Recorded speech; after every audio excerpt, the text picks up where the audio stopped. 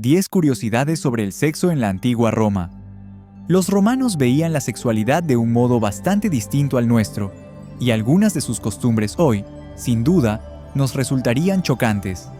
No importaba tanto qué hacías, sino quién lo sabía, aunque la sociedad romana tenía, como todas, una serie de reglas acerca del sexo, en la intimidad muchos no las respetaban. Pero el problema no era hacer algo considerado indigno, sino quién lo sabía, y sobre todo, quién podía demostrarlo. La acusación por parte de otro hombre libre podía arruinar la carrera de un senador. Si provenía de una mujer plebeya, tenía más posibilidades de salir airoso. No así si era noble, pues una patricia tenía su honor, y una plebeya no. Y si era un esclavo quien le acusaba, entonces no tenía que preocuparse de nada. El estatus social lo era todo en Roma, y el valor de la palabra era proporcional a la importancia de quien la esgrimía. Por ello, un hombre o una mujer de alto rango podían permitirse sus placeres, asegurándose siempre de que no lo supiera nadie cuya palabra fuera tomada en serio. No existía el concepto de homosexualidad, heterosexualidad, bisexualidad. Todas las etiquetas que hoy aplicamos a la sexualidad no tendrían ningún sentido para un romano. Para la sociedad romana, el sexo era sexo, así de simple. Los hombres podían tener relaciones con miembros del mismo sexo o del opuesto, y nadie les criticaba por ello, siempre que la otra persona tuviera menos estatus social. Sirvientes, esclavos e incluso hombres libres pero extranjeros.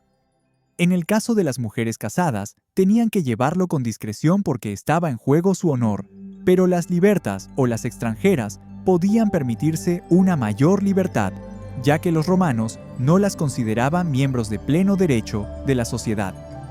La virginidad masculina era algo inaceptable. Era común que los hombres, ya en su adolescencia, frecuentaran los burdeles o tuvieran relaciones con las sirvientas o esclavas. La virginidad masculina era algo extremadamente mal visto en la sociedad romana, porque el hombre tenía que ser siempre un dominador. En cambio, la mujer, sobre todo si era de clase alta, sí tenía la obligación de llegar virgen al matrimonio, principalmente por una cuestión moral. Había que evitar que la mujer conociera el placer del sexo, porque se consideraba que este conocimiento podía inducirla al adulterio. También era inaceptable para un hombre ser la parte sometida. Un hombre podía practicar sexo con quien quisiera, pero siempre debía ser la parte dominante. Ser penetrado por otro hombre equivalía a ponerse en una situación sumisa, todo lo contrario al ideal romano. La acusación de haber sido la parte pasiva en una relación podía bastar para arruinar la carrera de un político, como estuvo a punto de sucederle a Julio César en su juventud.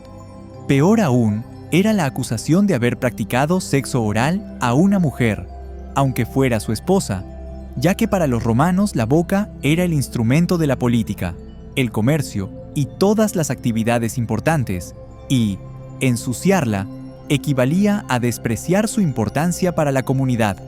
Tanto hombres como mujeres usaban a sus esclavos como juguetes sexuales. Para la mentalidad romana, un esclavo era una propiedad de la que podía disponer como más le conviniera, incluyendo para el sexo. Lo importante, de nuevo, era respetar la jerarquía social. Ni un hombre ni una mujer debían hacerse penetrar por sus esclavos, ni practicarles sexo oral.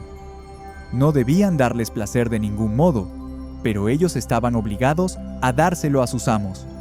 Las mujeres, debido a su honorabilidad, estaban más limitadas, pero también podían disponer de sus esclavas para fines sexuales.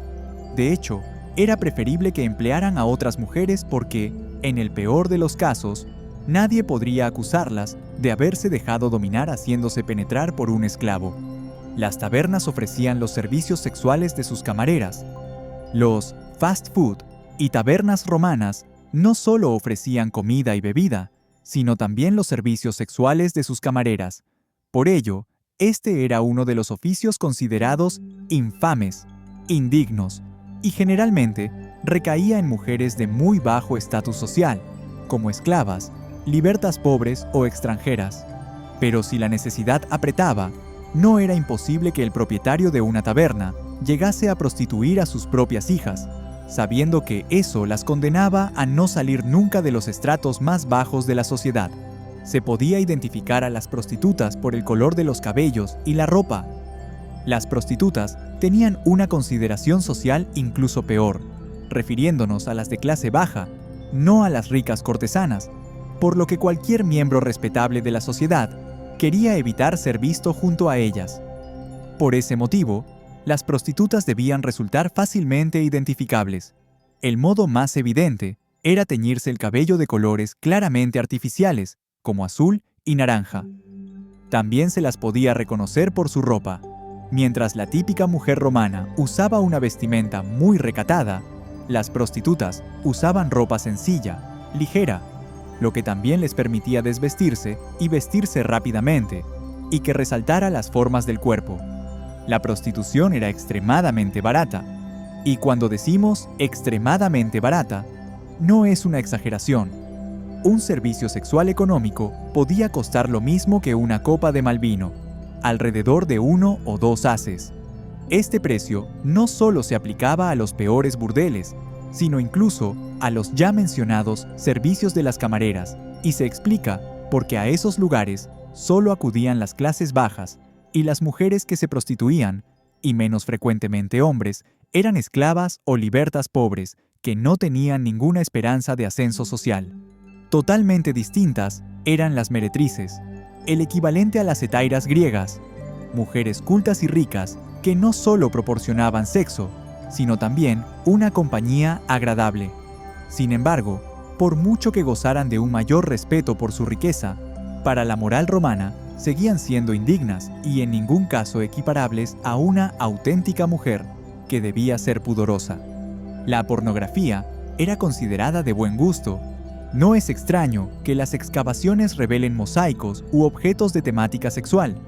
Lo que hoy se llamaría pornografía era algo muy aceptado por los romanos, hasta el punto de usarlo como motivo de mosaicos, estatuas y objetos personales como espejos.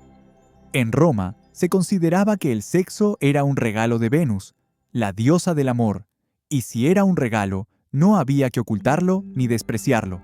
Esto puede parecer contradictorio con la importancia que daban al pudor, pero en realidad no lo es. Se era libre de gozar de los placeres de Venus, siempre que se hiciera según lo considerado correcto socialmente. La pedofilia era socialmente aceptada, hasta cierto punto. Tener relaciones sexuales con menores de edad, incluso muy jóvenes, no era motivo de escándalo, al contrario. Podía estar incluso bien considerado porque la diferencia de edad era un signo de dominación. De hecho, los romanos solían iniciarse en el sexo con muchachos o muchachas muy jóvenes, apenas entrados en la pubertad, y no era raro que un romano rico dispusiera de esclavos jóvenes, cuyo único propósito fuera complacerle sexualmente. El sexo con la propia esposa generalmente tenía fines procreativos, ya que muchos matrimonios eran alianzas políticas y no tenía por qué haber amor de por medio. Agradezco tu interés. Espero veas más videos de mi canal. No olvides regalarme un like, compartir y comentar. Gracias por tu apoyo. Hasta la próxima.